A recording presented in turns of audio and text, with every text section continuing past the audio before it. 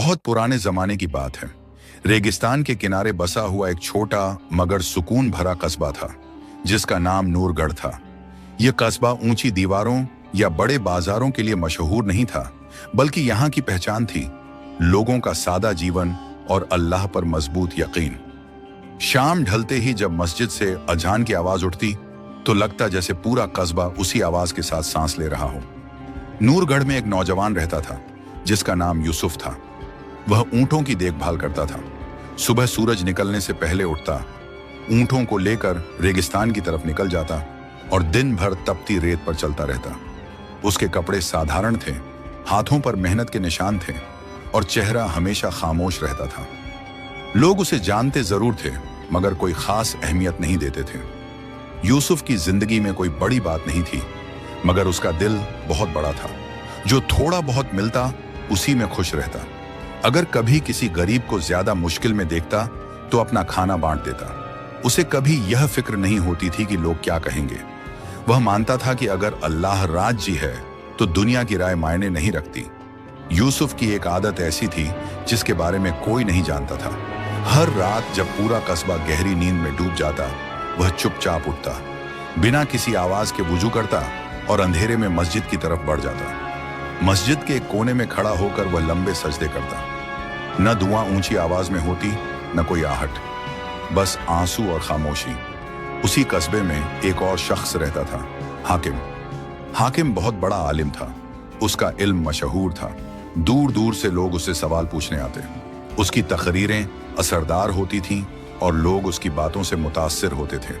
मगर उसके दिल के किसी कोने में यह चाह छुपी थी कि लोग उसकी तारीफ करें, उसका नाम लिया जाए। हाकिम दिन में दीन की बातें करता, मगर रात को अक्सर सोच में डूबा रहता। वह महसूस करता था कि उसकी इबादत में कहीं ना कहीं सुकून की कमी है। फिर भी वह इस एहसास को दबा देता, क्योंकि लोग उसे नेक और बड़ा समझते थे। एक साल नूरगढ़ पर अचानक बड़ी आफत आ गई। तेज आंधियों और रेत के तूफानों ने कस्बे को घेर लिया।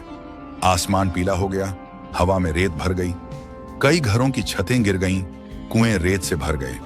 बच्चे डर के मारे रोने लगे और लोग मस्जिद की तरफ भागे। मस्जिद में जमा होकर लोगों ने हाकिम से कहा, आप अल्लाह के करीब हैं, दुआ कीजिए कि यह आफत टल जाए। हाकिम ने सबके सामने हाथ उठाए, ऊंची आवाज में दुआ की।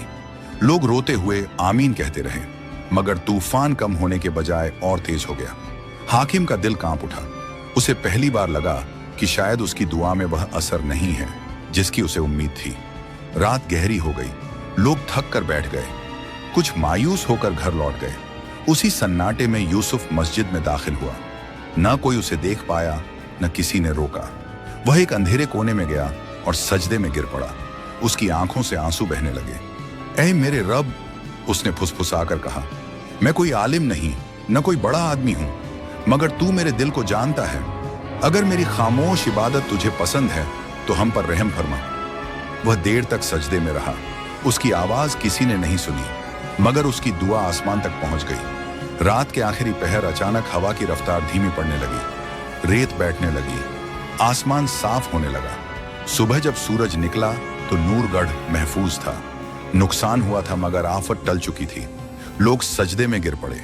हर तरफ अल्हम्दुलिल्लाह की आवाज गूंजने लगी। हाकिम खामोश खड़ा था। उसके दिल पर जैसे कोई पर्दा हट गया हो।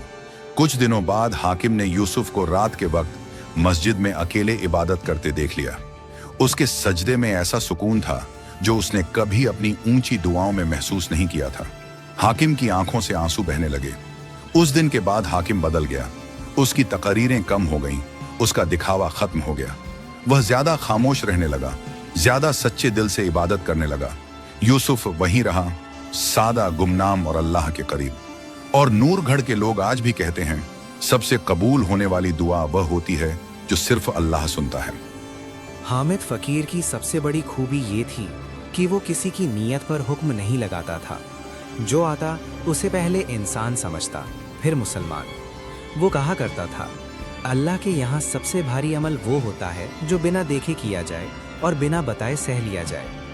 कई बार ऐसा होता कि शहर के बच्चे उसकी झोपड़ी के बाहर शोर मचाते, कभी पत्थर फेंक देते। हामिद तब भी मुस्कुरा देता और कहता, या रब, ये नादान है, इनके दिल अभी तंग हैं, इन्हीं भी वक्त के साथ वसी कर दे। शहर की औरतें अक्सर अपने घरों की छतों से हामिद को मस्जिद के दरवाजे पर बैठे देखती और आपस में कहती, अगर सब्र का चेहरा होता तो ऐसा ही होता। हामिद को सबसे ज्यादा तकलीफ गरीबी से नहीं होती थी, उसे दर्द तब होता जब वो देखता कि लोग मुसीबत में सबसे पहले अल्लाह से शिकायत करते हैं और आखिर में उसे याद करते हैं। वो अक्सर कहा करता था, दुआ का मतलब ये नहीं कि अल्लाह से हिसाब लिया जाए, दुआ तो ये है कि खुद को अल्लाह के हवाले कर दिया जाए। हामिद फकीर की सबसे बड़ी खूबी ये थी कि वो किसी की नीयत पर हुक्म नहीं लगाता था।